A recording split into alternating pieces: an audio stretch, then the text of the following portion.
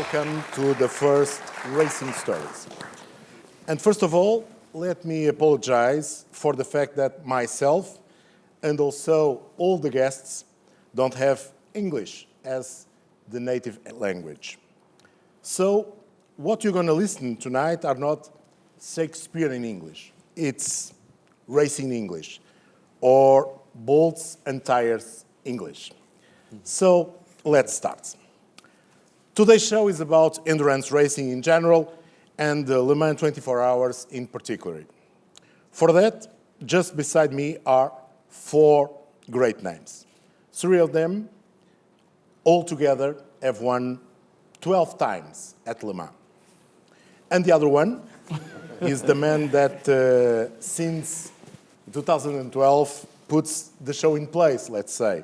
The race director of all the endurance championship races and, of course, the Le Mans 24 Hours. So, ladies and gentlemen, these are the guests for the first Racing Stories. Starting from my right-hand side, Rinaldo Dindo Capello.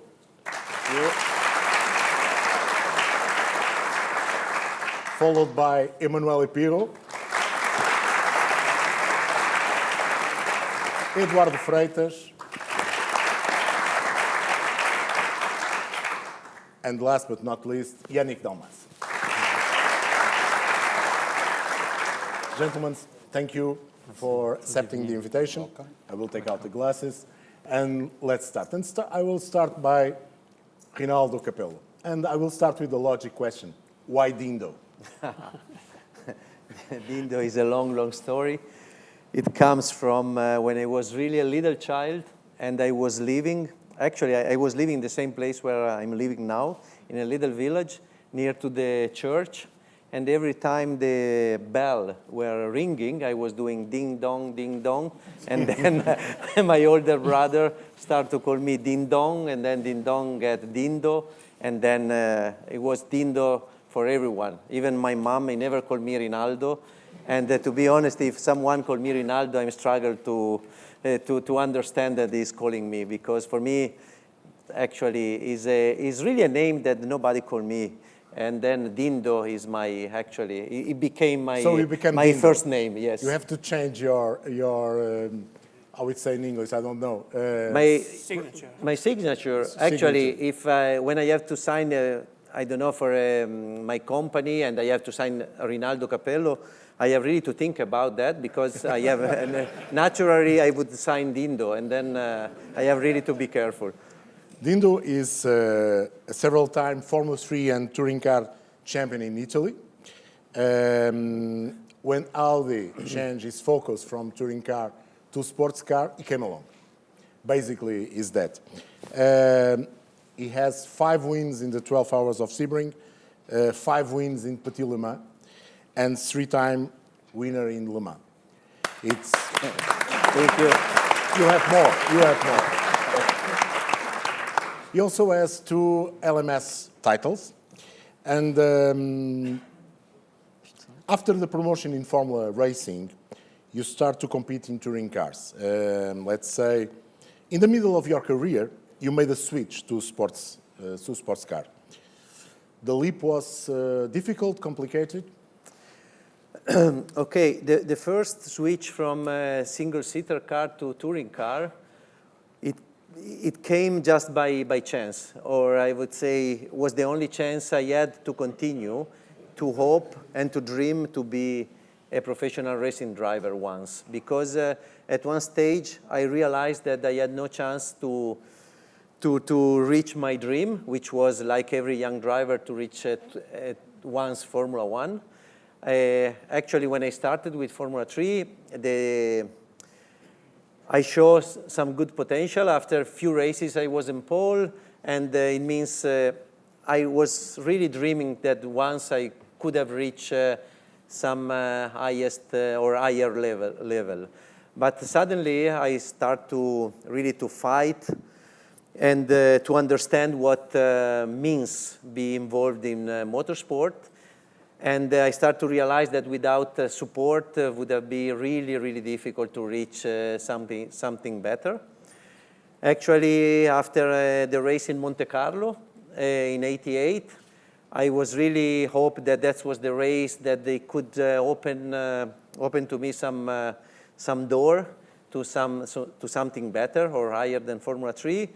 But even after that performance was quite difficult. I get some offer to do Formula 3000 with very low budget, but even low for me was quite was even Was always higher. too high. Was always too high. But you told me that Ferrari called you and you said the money are not enough. I want more, and then Yeah, but that was a big mistake. But then at one stage, I got an offer by chance to drive a touring car, which, to be honest, I didn't know so much at that time about touring car. I know that some driver, like my neighbor Emanuele, was already doing single-seater and touring car. And from that side, Emanuele was one of the driver I always followed the most, because I think in that side he was one of the few drivers. but sometimes you overtook me as well. But later. Later. Later. And in that time, he was one of the very few young driver who really understand that there was not only Formula One, but to be a professional driver, you could be a very high-profile professional driver, even in different category, outside Formula One. And that's why I think I always try to do after him a little bit to follow what he was doing in his career. He reached Formula One. I didn't do it, but I try always to try to be or to become a professional driver in that time in touring car, and keep a touring car as a very good way to be professional at Very one good stage. level. A very good level. 10 years later, or almost 10 years later, in 1997, you start, 98. Yes. You start in Le Mans with Emanuele. Emanuele, yes. The first 24 hours for you with Thomas Bschier, McLaren, Golf, Davidov. Yes. Was you, Emanuele, and Thomas. Thomas Bschier himself. Yes. And you never drove together after that. Why? Yeah. We Wow. drove one race. Ask Where? him what happened in that race. No, we drove more. No, together. We won also Petit Le Mans together. We were on Petit Le Mans. Yeah. Okay. But in Le Mans, no. In Le No, Mans, No, in Le Mans, no. No, then we won also. No, we drove also another time, and I don't know for sure. He will remember because it was 2002, I guess, 1 or 2 in California, in Laguna? No, Sears Point. Yeah. Because the race was very close to Le Mans, and actually at that time I was leading the championship because I was a teammate of Tom Christensen, but we split in Sebring, and in Sebring my team won the race, and Tom and Emanuele, they finished second, and then at that time I was leading the championship, and in Sears Point, Audi decided to race only with one car, and one was from Champion. And then Tom went to Champion with Herbert and... JJ. No, the other British driver. Wallace. Andy Wallace. And I was in the same car with Bila and Emanuele Pirro. And unfortunately, in that race, he had a puncture. You had a big crash. Oh, remember? yeah. Yeah, he forgot. Yeah. No. Yeah, he forgot. This was the first time He that... forgot that he cost me the championship, but anyway, we are still friends. No, I want to tell this story. I remember this race in Sears Point as a very unlucky race because I think probably it's the very first time in the ALMS history where a car, LMP1, didn't score any points. Because in that race, we had this huge crash. It was not his mistake. He had a puncture, and the tire blew up in the very fast left-hand corner, and he had really a big crash. It took the car back to the pit. We repaired the car. We finished the race, but in that race, no one car retired.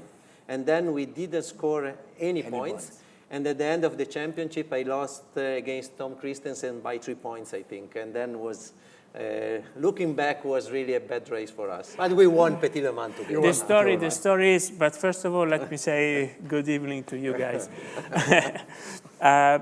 It was the early days when we had this tire pressure monitoring system, because maybe some of you remember our good friend and teammate Michele Alboreto lost his life because one tire blew up, which sometimes happens. And the tires blow up because you have a slow puncture.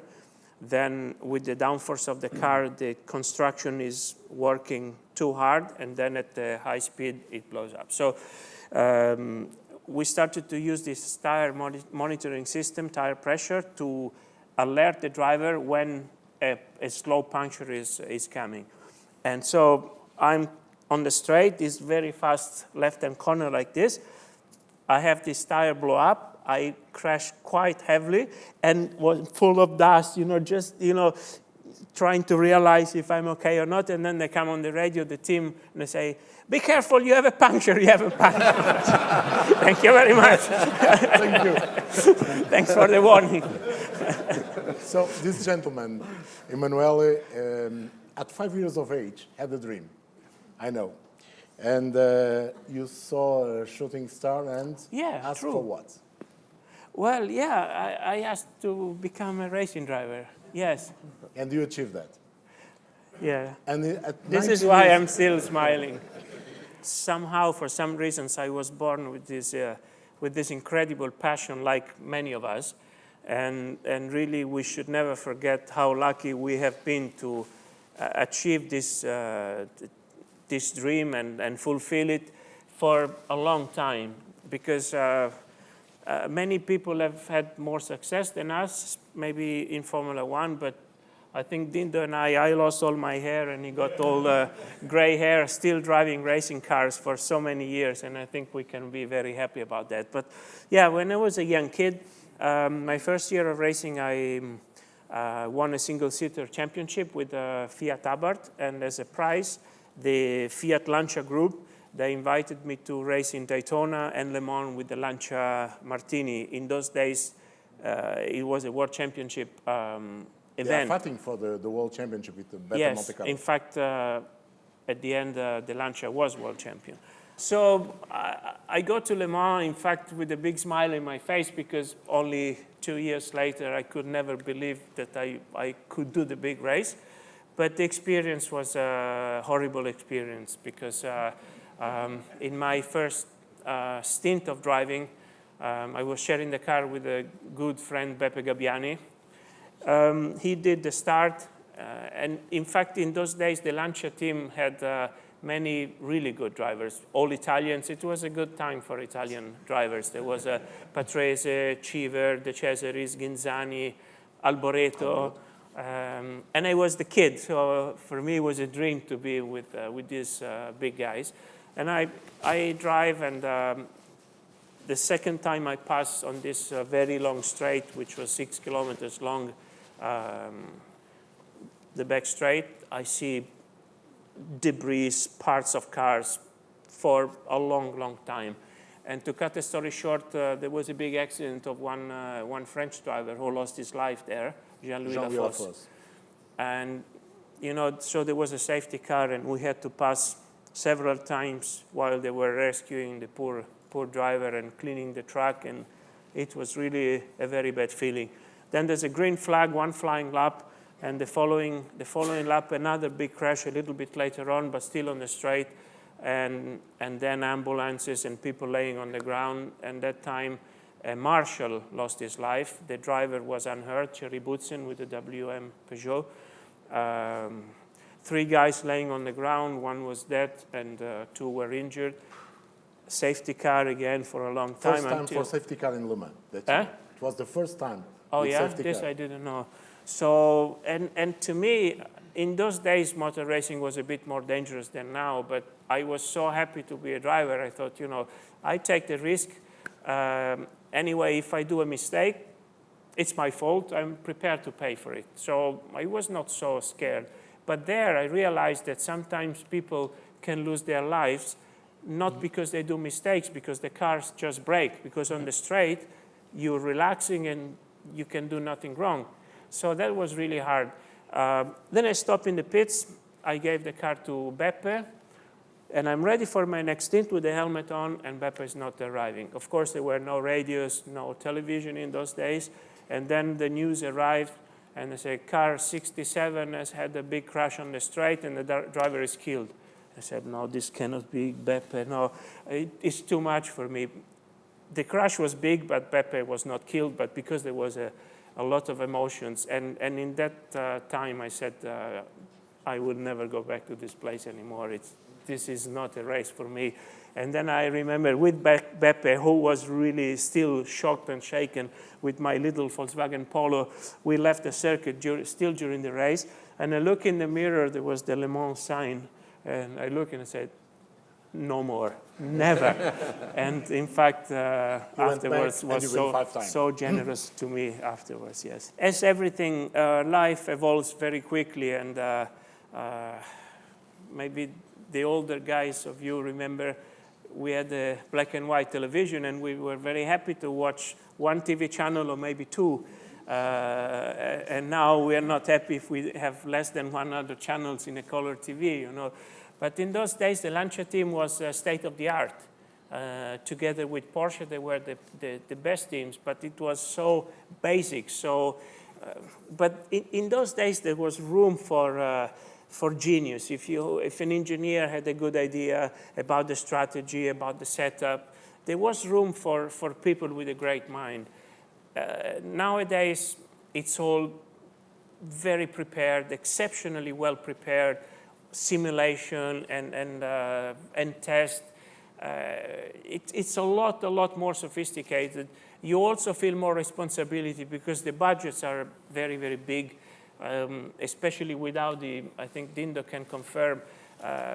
Of course, Audi has been investing a lot of money, but not only that, we had the whole support basically from the whole factory with the employees and so many people working for one project. And you really feel like, for God's sake, if I screw it now, it's such a responsibility. Fortunately, drivers are a little bit stupid because when you put the helmet on, you forget about these things and basically you drive. Because if you were a bit smarter, the pressure would be too much. I'm very interested to know Eduardo's opinion, but what I don't like so much about today's motorsport is that it's a little bit too forgiving. I think the unpredictability of anything makes the event interesting. Even in football, you know, sometimes you want to watch a sports event, whatever it is, but you're busy on Sunday, so you record it and say, when I get home, I want to see it. Then you know the result, even if the match or the race has been really good, but if you know the result, you fall asleep, is not interesting. And now the result is more, how to say, predictable than before. Cars don't break anymore, circuits are safer, and I think this is what, it's a little bit too forgiving and too predictable.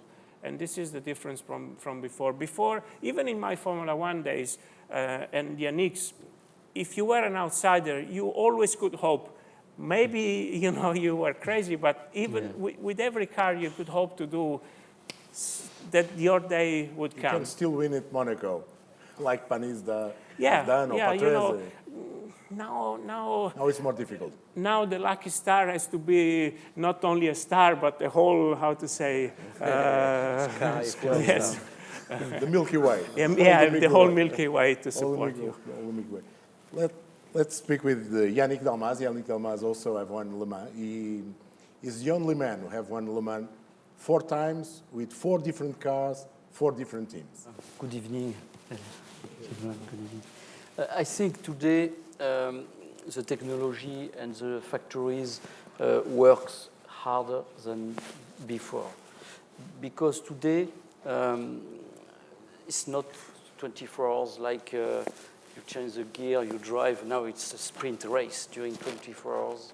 The reliability of the car is fantastic. The tires, you can make 3 stints with the tires. The driver stay in the car during the strategy It's not one stint, it's a minimum 3 stints, sometimes four stints for the drivers, because it's very close, the car, between the car now, in LMP1, LMP2, and GTs.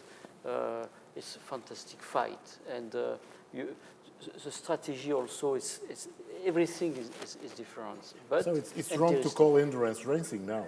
It's on endurance because it's 24 hours or 12 hours. Because it's a sprint, it's 12 times or 24 times a sprint during each race.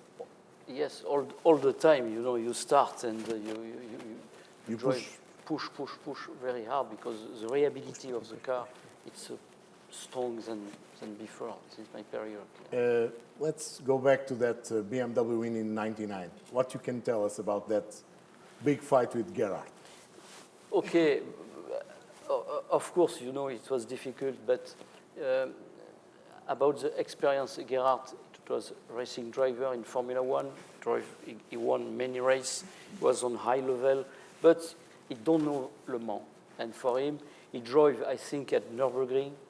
I think, Emmanuel, Gerhard, he makes the 24 hours on Nürburgring. We did Spa together in the same car. In the same car. Okay. Yes. You know, We lost the race in the last hour because of the With the mechanical problem. 635 BMW. Yeah, yeah, Are going flat all the time? flat all the time. push, And then we broke the accelerator. Yes, and Gerhard, during my stints, during the race, all the time, push.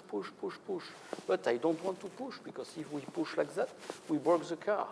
And yes, and the other car with Tom Christensen, Gigi Leto, and Muller, after 15 or 16 hours, you know, he take a lot the curve, and something on the car broke, and he crashed the car. And, you know. Finally you win.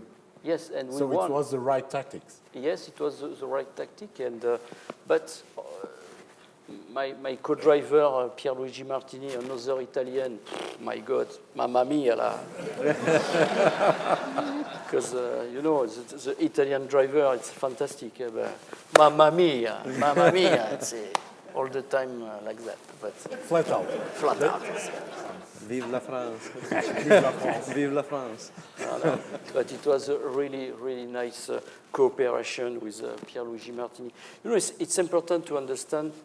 Today we are with you, but because we won also the nice race, big race. But we have to understand. Today we are on a light, but we are never alone. It's important to understand, behind us, we are a team. You have the engineers, the mechanics, the co-driver with us, and we never lost or we never win himself, you know. And also the strategy and the job from the three drivers in the team. One driver will make the qualify, another will make the start, and the third makes the finish. You know, it's very important to understand the endurance is a very particular attitude, philosophy. The cooperation between the team is very important, because for the success, we have to think on the same line. We have to get the same philosophy, and also the good ambience. You know, sometimes you make a joke. Just one thing, when we make it a lot test with Peugeot, my co-driver was Derek Warwick. And Derek Warwick is a British driver, famous British driver. And during the test, we make it, you know, the double stints in Paul Ricard. It was a pre-test. And Derek, the attitude of Derek, he puts the glover, he puts the overall, the shoes, always on the last time, you know, always on the slide. 30 seconds before, the helmet is on the table. Okay, but I was very angry about that. And one time, what I do, I make in the glove, I put mousse à raser. you know. Shaving cream. Shave cream. You know, I promise you, mass. You know. And yeah, and okay, put the glove. It was too late to change the glove. You know, it was the most. So we went to the track like that. Yes, and it was very angry. Santa Claus territory. Okay. Just a joke, but You have that particularity of F1 Le Mans with 4 different cars, 4 different teams, plus Sebring with another factory, Ferrari in this case. yes.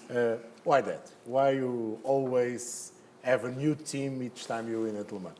It's by chance, by... You know, I worked only with the same factory, with Peugeot. I started in 1991 and we finished in 1993. And, but after the program of the other company, 1 year or 2 years, he stopped the program. And I had I have to take the contract with another factory. I would like to stay with the same company like Emmanuel and Dindo with Audi. You know, many years. It's fantastic, but I don't have this opportunity. If you have to choose a win in Le Mans, the 4 wins in Le Mans, what will be the one that you choose? You know, it's difficult because to win 1 time Le Mans, it's really particular. I think Dindo, Emmanuel, it's fantastic because it's a big pressure. You know, it's a very big pressure. You have the concentration. It's a For 5 days. for 5 days. You know, you finish very late during the night, early in the morning, and you know the 24 hours starts on Monday until Saturday for the start. And it's physically, you know, mentally, you have to be strong, you know, in your head and your physically. But the first win with Peugeot, with Jean Todt, it was fantastic because on the same year we was on a World Championship, and the program, it was a long program during the whole season, and to work with Mr. Todt, it was very hard, but it was like if you work with Peugeot on this category, it was like Ferrari or McLaren today. I came from the Formula One. My success in Formula One was not so good, but I had the opportunity with Peugeot. It was fantastic for me. And after my memory about it's difficult, but with McLaren in 1995, it was particularly because the race, it was very heavy rain. It was, you remember Emmanuel on this year, in 1995? No, No, he was not there. I was not there. No. And Dindo. It was not bored. But I remember I was in Rome. I was in Rome in 1985, and the weather was wonderful for the whole weekend. Wonderful. It was wonderful. But at the moment, For, it was for the Dindo ones at that working time on the still- track side, it was wet all the way to the underwear. Yeah. it was terrible. Very, very difficult. Eduardo. 95. 95. 95. 95. You were born already. 85. 95 you were I was born. very young. Yeah. Yeah. 2 or 3 years old. Yeah. Starting karting. Started at that- school Starting karting. Starting karting. Bicycle, no? Roller bearing cars. with 3 wheels. Eduardo, you have listened to But this Dindo. gentleman is winning every year Le Mans Yeah. because he's the first one with the checkered Yeah. flag. no? Yeah. So whatever happens, you're always the winner, right? Yeah. He always does the first 2 laps in the front. So now He he's, doesn't qualify. Yeah. Eduardo, you have listened to Dindo, to Emanuele, to Yannick. What is the most difficult part to be a race director? Boa noite a todos. Good evening to everyone. You have to understand that, as you said, when they put the helmet on, something really goes and changes. They have a little button which puts some part of the logical. The driver has Disappear. always 2 sides, with helmet or not. In front of the stewards or in the bar, they're totally different. Anyway.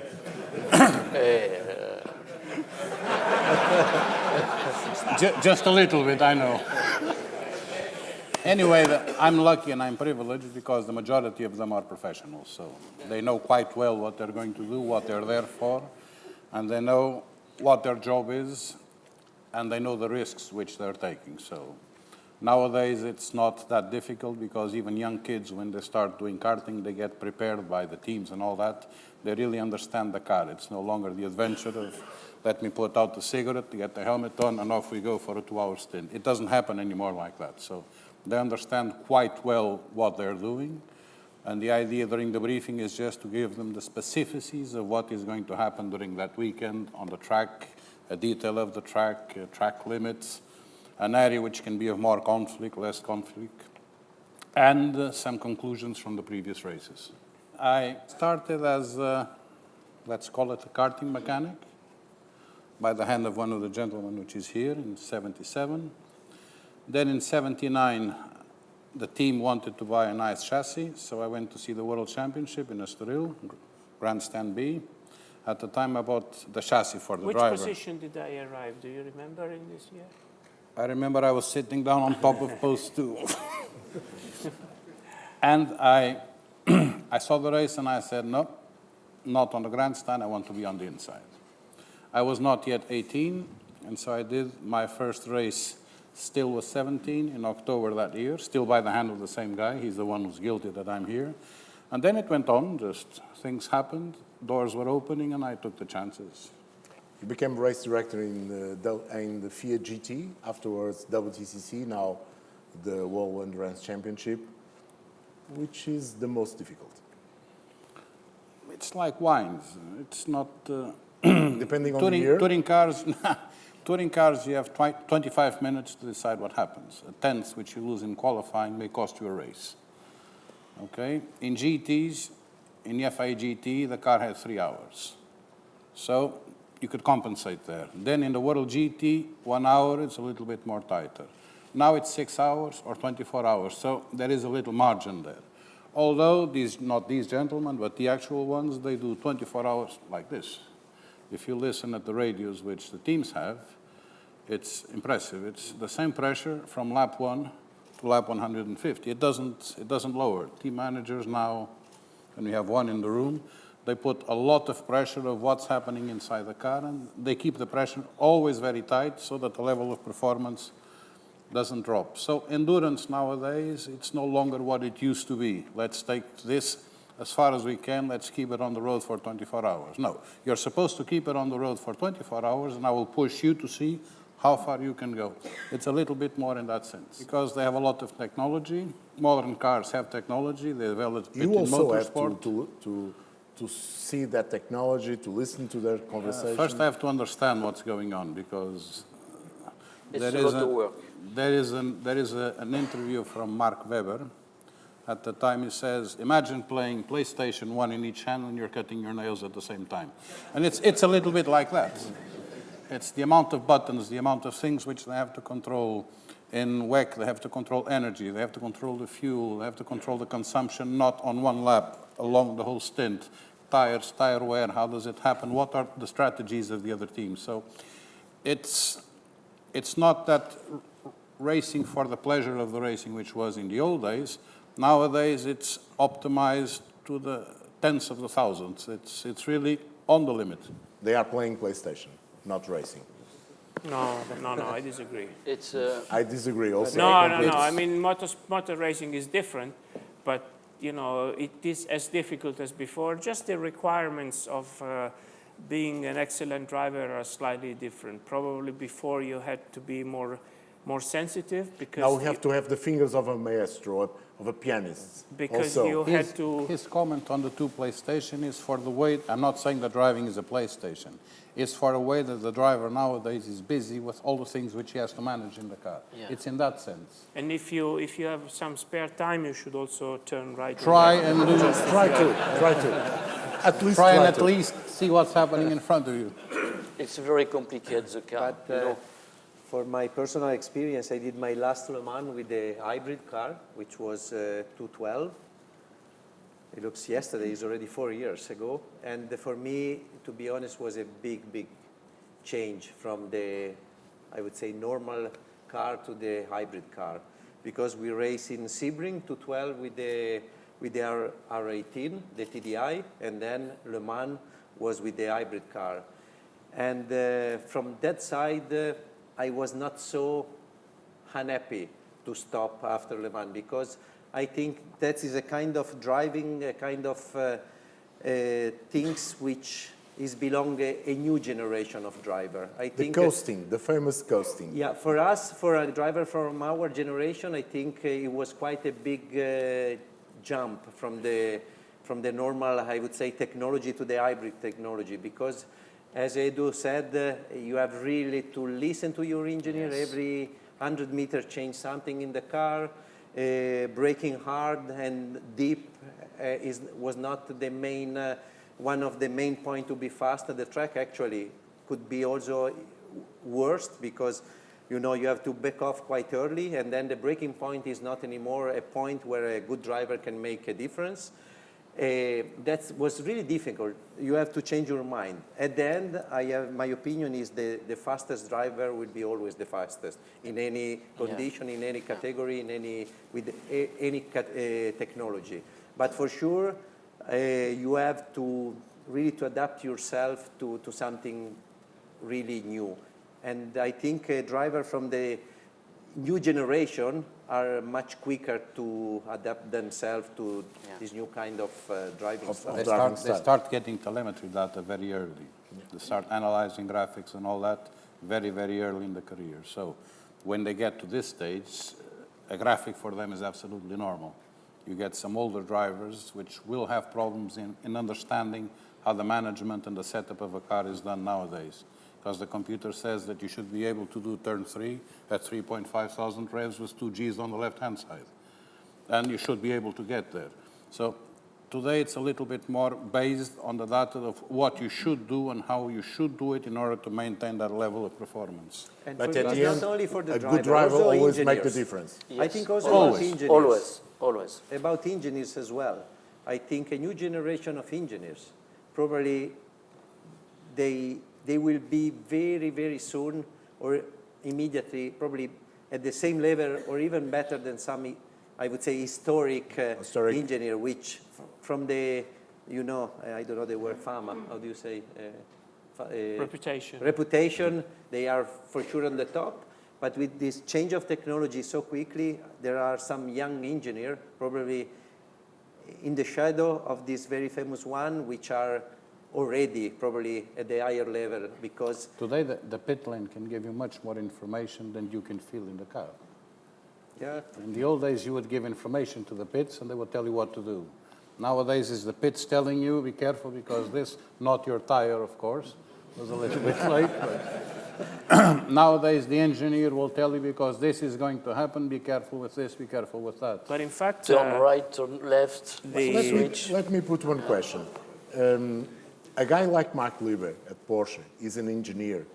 Is an advantage to have an engineer in the team of drivers, do you think, to understand?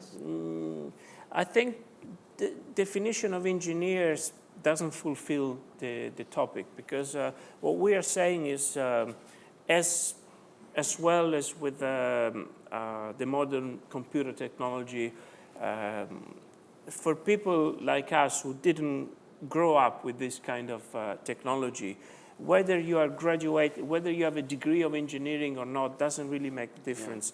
Yeah. It's your Mindset. Your mindset, you know, your being open to these new things that for us, you know, you can start walking pretty easily when you are 1 year old. But if you never walked, and when you are 35, I think it would be quite difficult to say. I want to put you know, I think it's difficult to start learning new things. I always liked very much technology, and I really regret that I never had the chance to drive an hybrid car. The hybrid car. But they say, for instance, the young drivers, they are pretty comfortable on the simulators, and the older guys, I personally tried it, and I felt a little bit sick because, I don't know, it's the peripheral vision which we are not used to. Motorsport has changed also in a way that in the older days, the toughest job was being a mechanic, because normally you had a practice, then a meeting with the engineer. A driver was trying to explain to the engineer what the car was doing in as more details as possible. A long briefing would be an hour. People like Ayrton Senna was really special in this. He would describe you meter by meter. So was the driver who had to give as many tools to the engineer to make him understand what the car was doing and what the car should do to be faster. Then the engineer would think about it, make the setup sheet, give it to the mechanics, and his job was finished. 7 o'clock in the evening, the engineers were done, and then the mechanics had to work sometimes all night long, because the cars were, you had to repair stuff. Nowadays, there's such a large amount of data collected by Telemetry, memories, let's say, that go in a computer of the engineers. All this data cannot be processed, not even in 1 week, if you really want to see everything. So the engineers, they can stay as long as they physically can stand.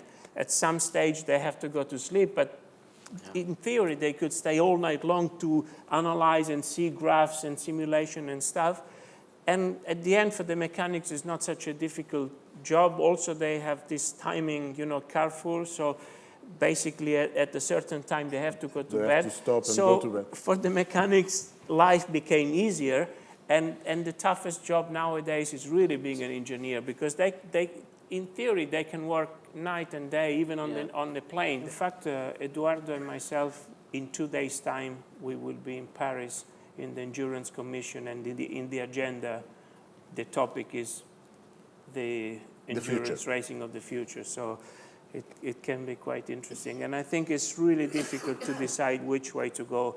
In my opinion, the big question in general in motorsport is, because road car specifications and race car specifications are more and more diverging. In the very old days, the cars were raced to develop and to understand and to test and to bring new technology. Now it's still more or less the case, but not that much, because technology in road cars, especially the electronic technology, is more advanced, because somehow let's say the federation has to put some limitation, otherwise the car would be self-driven, At the end of the day, motorsport is a men's sport where the driver should show his ability, and the technicians also should show their ability. If you put all that technology is able to design and provide to a racing car, this could be probably undrivable. If you think, let's say, in the early stage of the century, car racing and aviation, let's say a fighter aircraft of World War II was having a similar technology of the silver arrows that, auto unions, similar cost, similar technology.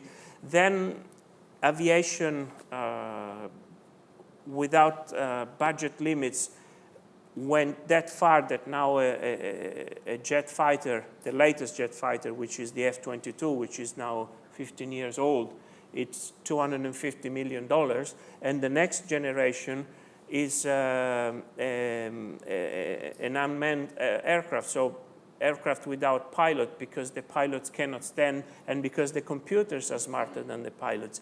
And this would have been the same path that race cars would have taken if, fortunately, somebody who was ruling motorsport would not decide, listen, we have to leave drivers some room to show their ability. So more and more road cars will be, in the not so far future, will be self-driven with all these aids, and motorsport will be more and more different. So the big question that the people who rule motorsport should answer is, do we want motorsport to be a men's sport, or a technology sport? I think this is the main and the key You're question. feeling a man's sport, of course. I hope so. This is why I love historic racing, where you put first gear and you have to.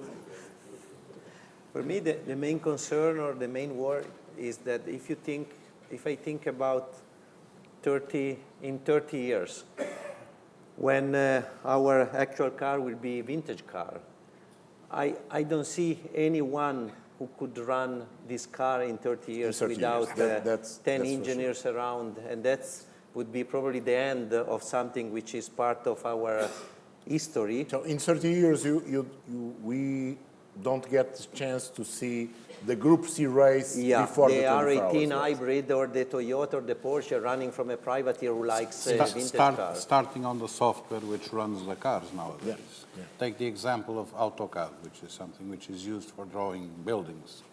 If you get an early version of an AutoCAD into an actual computer, it won't work. Which means that today not only you have to keep the cars, but you also have to keep the computers and the software which they're running on. And that evolves even quicker than motorsport does.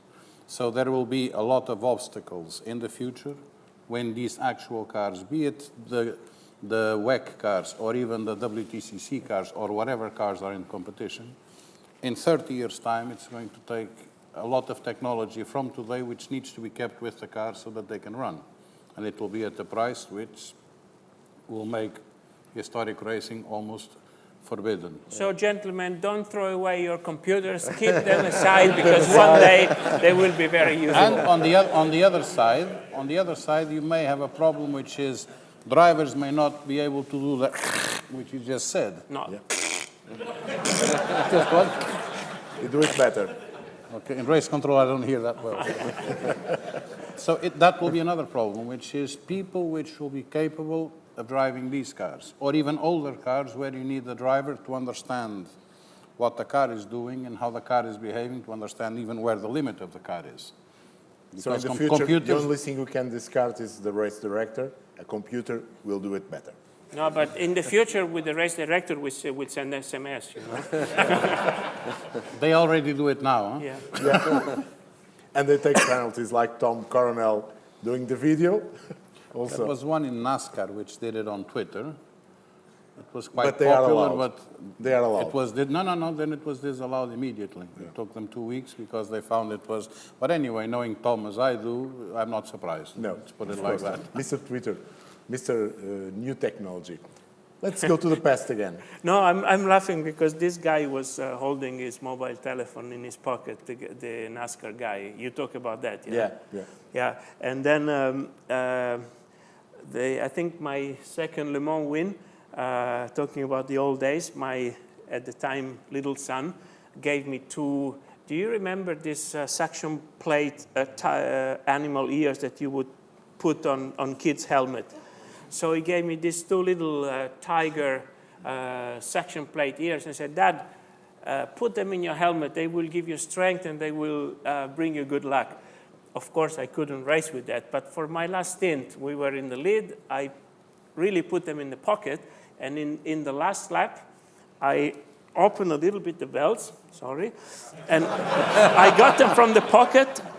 I stick them on the helmet, and I cross the finish line with these two tiger ears on my helmet. So no more mobile telephones, but this is what happened in the old days. So, Lindo, going back to the past, you have drove with two of the biggest names in the endurance racing the last decade, Tom and Alan. Who? Sorry. Tom and Alan.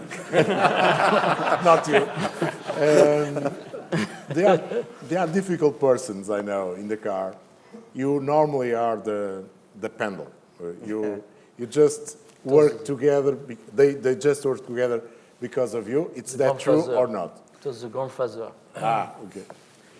I think at the very beginning was it looked a little bit difficult because for some reason the driver who comes from Formula One are in some way a little bit more difficult compared driver who never drove Formula One or just drove even at very high level but not in Formula One. At the beginning, for sure, there was a kind of, I guess, a honest competition in the team. I was in the middle, and for sure, I was in a good place because sometimes they were fighting, and at the end, I could do my job without any pressure and make some strong results without. Can you tell us a story about the relationship between Tom, yourself, and Alan? No, one of the reasons of our success altogether for many years was due to really the feeling we create in the team and the personal, I would say, the personal link we had between each other. For sure, with the first 2 years, I made much more races with Tom because we were shared the same car in USA when Alan moved to Toyota in Formula One. And then when Alan get back to Audi in 2005, from that 2006, sorry, no, 2005 we did DTM, and then from 2006 until the end of my career, I always race with Alan in America and plus Le Mans and Sebring. And for sure, we get really, really close to each other. We had a very strong relation in the car, out of the car, and with Tom was exactly the same. But in the last, I would say, 5-6 years of our careers, because then I stopped in 2012, Alan in 2013, and Tom in 2014. I think in the last 5-6 years, I think in some way we were only one person because we could really understand each other easily. We can really work together for a common goal, which was top of performance. And that, I think, was one of the secrets of our success. And even some races where we were not the quickest, the way we had to work, not only just between the driver, but driver, because it's so important, as Yannick said, the atmosphere, not only between the driver, but with engineers, mechanics, and everyone. When everyone trusts each other, everything gets much, much easier. And even though one of the three gets some weakness in some races, the other two try to, to recover what was the weakness of your teammate, without saying nothing. Just do your job. Just looking in the Just eyes, looking. basically. And for me, I can say that the way I really gain I would say the trust from Tom was when he won his first championship, because Tom has a very strange story in motorsport. I think Tom is one for sure from the speed point of view, one of the fastest driver in any category he has done, from Formula 3 touring car, but he never won a championship. And the first chance he had to win a championship was in 2002 with Audi, when he won the American Le Mans Series. And we were together in the car. And we went to Petit Le Mans. In that time, we raced only with 2 drivers. And he was so nervous for that race because he felt that he had the chance to win the championship. And he was so nervous that we started from, I don't remember, first row or second row. And he gave me the car in P7 or P8. He was really, he could not drive. He was so nervous. Then he gave me the car in that position. I gave him back the car in the lead position, and I had no chance to win the championship. That I could also back off and cruise around, and anyway, I was not losing nothing. But because I know my teammate had the chance to win the championship, I pushed like it would be my championship. I gave him the car in the lead position. Then he made another stint. It was for sure better than the stint before, but still not the same perfect. Tom as always. And then at the end, we won the race. And from that moment, I think we really built a very strong link between each other. And from that moment, I think I became one of his best friends. And for me, he was already one of my best friends. Emanuele, you have the same with Frank Biela. Yeah, Frank is a special guy. Frank Biela and I, we drove always together. It all started when Audi, in fact, in touring cars, we were competitors because we were teammates but driving different cars. And when Dindo and I joined Audi in '94, Frank was already An hero. yeah, since 3 years. He had won DTM, and he was definitely the reference point. So my target was to show that I could be as good or better than him.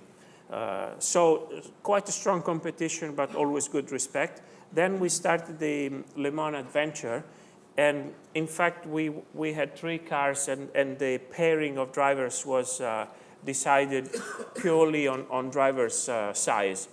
So I was in the tall team with Frank and Tom. We just gave him a little bit higher shoes, and he was promoted to the tall team, and Dindo was in a mid-sized team. Alan in the small. Yeah. And then teams were shuffling. The kids team.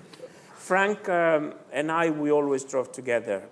And Frank is quite different to me. He's a very smart guy. He's an introverted guy. He's a guy that it seems like he doesn't give you anything, but he's an incredibly reliable person. And really, I thank God every day that I share the car with him, because you can be sure that he brings it home in the best possible way. Emotions appear not to touch him at all. And I think this guy, if he had another career, he would have achieved a lot more in other categories. So I was really, really happy. And unlike what Yannick said, besides all other lacks that we had, but one of our assets and one of our lack was that we kept the same team, and this was actually a strategy from Audi and Dr. Rurik, who still is our boss. He kept the same drivers for many years. And you don't build a relationship in one day. You know, at the beginning, even if you share the same car with the driver, is more than your teammate, is your reference, if not your competition, as we all know.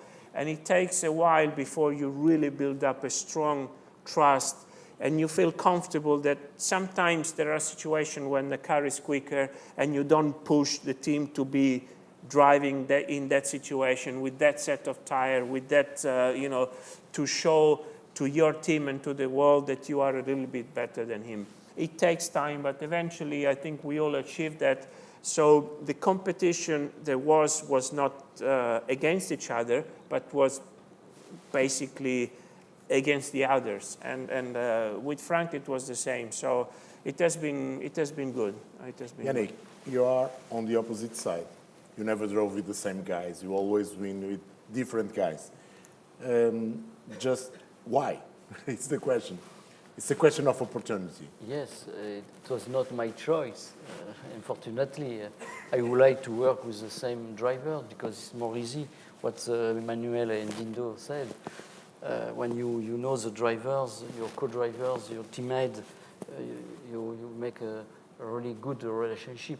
But when you start with a new person, you have to work a little bit more because you have to know the attitude, the mentality, the responsibility, the feeling. If the driver has a good experience or less experience, you can leave your time, driving time for him or for them. You know, you have to adapt your attitude also for them. And but one thing's important. When you are 3 drivers for the same objective, before the race and during the test, you have to take your paper sheets, you know, and to see the map of the track and to mix, you know, to the details. You have no secret, you know, for your teammate. Never. It's a problem for the guys who come from Formula 1. Do you think in the Formula 1 team, even in the same team, your first opponent Not only Formula 1, everywhere. No, everywhere. It's the guy. Everywhere. Next side. That's the beauty of the actual endurance, is that they're obliged to share. Yeah. It's a responsibility. my mistake in certain classes is my mistake. Yeah. In other classes, my mistake is our mistake. So there is So it's also... zero secrets, for sure. Between, Huh? between the teammates is zero secrets. 0, 0, 0 is a big one, but, you know, close to 0. He's Italian. Italian. But, you know, Italians always. you know, Dindo before was talking about Tom Christensen, because he came and he has a strong motivation. Tom, he really wants to show. And so he came to us in 2000 when we started with the R8, but we were already an established team with Frank Bila, Dindo in touring cars. We knew each other well, the team knew us, so we were already through this stage or phase where we really had to show, or felt that we had to show every lap how good we were. Then first race is Sebring, and Tom really wants to do the qualifying because he wants to show. He pushes so hard, and we say, okay, even if you are a new entry, feel comfortable, feel free, you can do it. So it was Frank Bila, myself, and Tom. Then with our boss, Dr. Rurik, we take the golf cart and we go in turn 3 to watch qualifying. Sebring it's a strange place because there are no grandstands. It's like a big field. So this corner, you come at full speed from turn 1, and then you have another stretch and a 90-degree where you have to brake quite heavily and go in a short infield. So we were just at the runoff area, which is very short in this corner. There's a little bit of elevation like this. So here it comes, first flying lap, full speed, engine screaming, brakes late, bottoms, locks the wheel, big crash right here. So there were tires and this big polystyrene blocks. So the car is completely submerged with this stuff, dust flying, and of course we get scared. So there was nobody around. So I ran and I climbed over the fence because I want to rescue him because, you know, maybe he's hurt.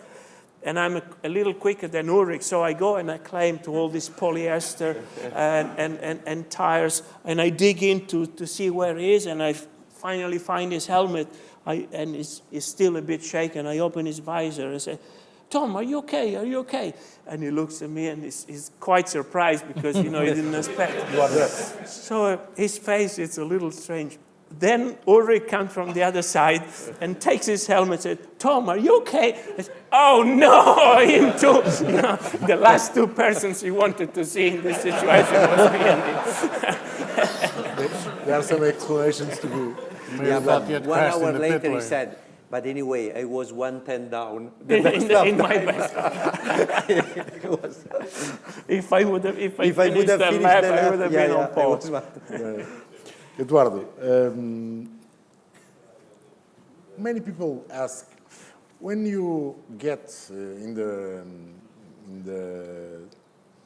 your office one driver, like one of these gentlemen or the new ones, the big names, it's difficult to speak with them, to say you did it wrong.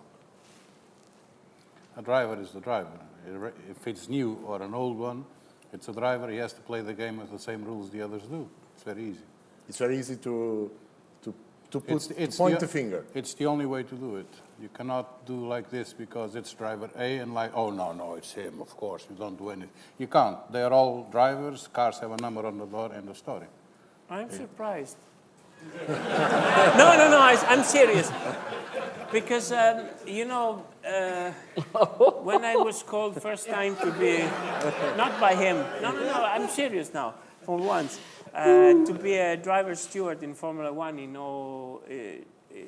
2010, so 6 years ago. And, you know, Formula One, these are big guys. And of course, when you're a steward, you have to summon. And if somebody did something wrong, you have to tell him you did it wrong. And to me, at the beginning, it was not easy to tell people like Michael Schumacher, you know, what do you do? At the beginning, it was not easy. I really had to, to force myself to be, comfortable. I have to say. And Eduardo, try to communicate the decisions to the team is easy. It's easy to do so. Some news are good, some news are bad. Someone has to give the news at the end of the day. So always the bad news guy. They gave me a radio for that, so Explain us. there's no way I can go around it. Explain how it works. So basically, it's a little bit, I'm the policeman. I check something wrong happens. There is the stewards, where he's included, and Yannick, and I report to them. The stewards are the ones who take the decisions. Why? The FIA runs a system so that the system cannot be biased by my opinion. I report, and they will make their findings up on my report. It's a little bit based on the principles of Roman law, let's put it like that. Because if I don't like Yannick, I could be tempted to give him a bigger penalty than for him because I like him, let's put it like that. So to avoid that, there is another group which takes the decisions. And they will decide the penalties, I will apply the penalties. That's how it works on what concerns interpreting the regulations. And that's how a race is run under the FIA system. Where I have total liberty has to do with the safety of things, because there you cannot lose time. So it's time to give us A drive-through. a drive-through, yeah. Right from the pub, maybe. There are complaints? If there are, tell us If there are a good one, a complaints- flavor one, please. I had one last year, no, this year already, where I was giving a driver a black flag, and he does 1 lap, 2 laps, 3 laps, 4 laps, 6 laps, and I called the team manager up and I said, does your driver have a problem? Why? He's not stopping at the black flag. Oh, your driver doesn't see the flag. No, he doesn't see it because he didn't announce it on the radio. I said, okay, so he doesn't see it because I did not announce it on the radio. Makes sense? So now visibility of the drivers is also connected to the ears. That's something I learned this year. It was totally new for me. It does happen. You do get some like that. Eduardo and Yannick work together now as race director. It's my conscience, let's Yeah, put it you- like that. I never drove a race car. I find it extremely dangerous, and I don't believe how they can go that fast. Can in you such small explain us things. the role of Yannick at your side? It's a little bit I call him the conscience on a warm way, let's put it like that, and on a professional way. I never drove a race car myself. I do respect the fact that these guys can go out at speeds over 350 and do their job in a very professional, in a very perfectionist way. It takes risks and needs skills. And by the fact that I've never been inside, there are situations where someone who has been inside can tell me better that how this happened, where you brake, where you don't brake, where your visibility is, what is the reaction, what you anticipate the driver in front should be doing or not doing. So all that, I have my learning process in it, but he has the experience, so he gets there much, much quicker in analyzing the situations. And we discuss a lot sometimes in race control, because I have my way of seeing it, he has his way. Fortunately, we're both very stubborn. So it sort of compensates, and sometimes I need to get the stewards in to get a third opinion on it. But that's how it works. Since I don't race myself, and I've never raced myself, I need him to tell me, is this possible or not? Is there some kind of lack of attention, some kind of mistake which a driver did? Yannick, it's an easy job to work with Eduardo. It's easy to work like that? To be honest, in the beginning, it was not really easy because It's stubborn. Come on, Come on, shoot it tell out. us everything. It's the last time you can say it, huh? One in a lifetime, you can No. say it. It's a big responsibility first, but I learned a lot of things, you know. I was racing drivers, and racing drivers, you don't think about the procedure, you know, about the regulation, some regulation, and I learned a lot about safety, about the philosophy, and when we analyze together, you know, the incident. It's very precise, it's very strong, you know, analyze from Eduardo. I like to work with him because the details, you know, it's small but small, to finish, you know, the movie, the action, the decision, you know, the experience. And to be honest, it's not easy, but for me, it's another job, another side, but I like that because he never play with our job, you know, never. It's very strong, and I don't say it because it's here. You know me, I know it's easy to understand. We don't play during the job, and I want to say also one thing. Some minutes ago, he said about the job race director. To be honest, I never make racing race director because it's a lot of job. It's very complicated during the race to see the computer, to see the actions, the decisions. It took with 3 or 4 persons, you know, at the same times in English, in French, in Portuguese, you know, in Italian. You know, it's really A difficult job. yes. It's not easy job. Definitely. But again, it's teamwork. Just like the driving of a car and keeping the car on the road, this also works as a team. Because I have behind me, I have a good software people, I have an assistant which takes care of all the analyzing of graphics, speeds, contacts, whatever. I have the stewards which help a lot. Each circuit has its own video operator because I have in my power the television, in my control on what concerns seeing the images, I can control TV, but on the circuits I cannot because the hardware behind it is bigger. In Formula One, Charlie gets all the video feeds in. We're not there yet, so I need to have the circuit which will give me the incidents with reports and all that. So it's basically managing an orchestra. For me, what is really great talking about the endurance race, about our world, that now compared the past or the last 10 years, there are so many very famous Formula One drivers who are dreaming to race in Le Mans once and to try to win Le Mans. In the past was not like so much important. And then in the last few years, we have seen drivers such as Alonso, who was really, you know, looking at our car, coming to Le Mans, give the start, but really be, and he officially said that his dream is to try to win Le Mans once in his career before he will stop racing. We have seen Mark Webber, who was, I would say, one of the superstars in Formula One. Yeah. He came to our category, and he showed immediately that he was the right person.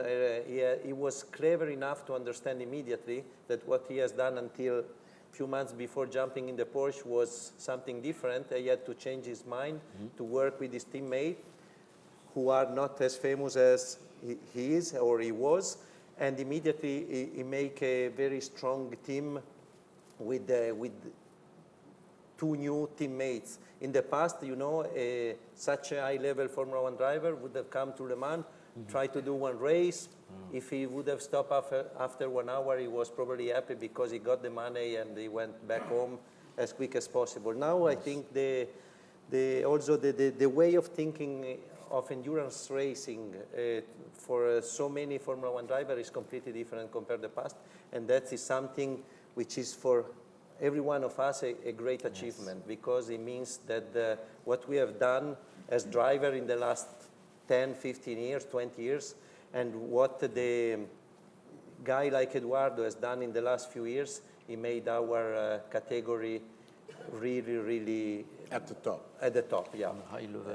Yeah. You are considered like the next Alain Prost. The next Alain Prost never come. What's the problem with the French guys? Everybody wants the next Alain Prost, which, by the way, was in Portugal today. I was on a flight with Alain. We take the same flight to come here. it's not me. I never did. I'm the new Alain Prost. No, but it was yeah, you remember? I remember, I was telling him today that the very first test I did in Formula 3 with Marlboro was in Le Castellet. Yeah. You were the reference driver, and there were stickers everywhere, Yannick Dalmat, Les Nouvelles Prost, everywhere. Was They a try to sticker. find one each year, but they never achieve that. So you were spending money on that. It was not the new Alan Prost, it was the new Jackie X for some time now, it's Tom Christensen. Yeah. Or now everybody wants to be the new Tom Christensen. Yeah. Can I just say Yeah. one thing now that he's here? When we had the Japan issue with the water and the red flags, and each time I tried to start the race, St. Peter would throw another bucket down. I did a lot of laps to the circuit with Yannick to understand grip, this and that. Some faster, some slower, but it was okay. Last year I had an issue with the GPS system, and when the GPS was being showed on the cars and all this, and I said, okay, I'm going on track with Yannick and we're going fast. I get into the car, and my job was to check when my assistant was putting out the message, at what point in the circuit the information was coming into the GPS of the car. He gets out of the pit lane. Said, are you feeling good? I said, yes, go. I start concentrating on the GPS. My assistant starts putting messages, and I'm looking at the turn. I said, but doesn't he brake? We go up, down, Dunlop. Are you feeling good? Yes, Yannick, I'm fine. We go. We pass Tête Rouge, and I start looking at the wall. Oh, my God, this can hurt. Okay, we did it. At the first chicane, my assistant, Eduardo, you're not saying anything. I said, I'll come to you in a minute. I'm starting looking at the legs. When is he going? Are you okay? Yes, I'm fine. I start seeing the chicane approaching, and I start pushing myself. Fingers under the seat belts. When is it going to happen? And she was putting messages. Isn't your GPS working? I said, yes, me is not working, not the GPS. But then when I finally managed to understand how it was done, it was relatively easy. But you scared the shit out of me. So like that, it's time to finish. I hope that you have enjoyed all the tonight storytelling. Just have to say thank you all in the audience, and of course to our guests, Emanuele, Dindo, Yannick, Eduardo. It was a great pleasure to be here with you. And thanks for this fantastic experience. Tonight's show can be seen at Racing Stories TV website, also in our YouTube channel, Racing Stories TV, in Facebook, in Racing Stories Facebook, and in Twitter at... Guess where? Racing Stories. No, Racing _Stories. Ladies and gentlemen, thank you all, and see you next time for more Racing Stories.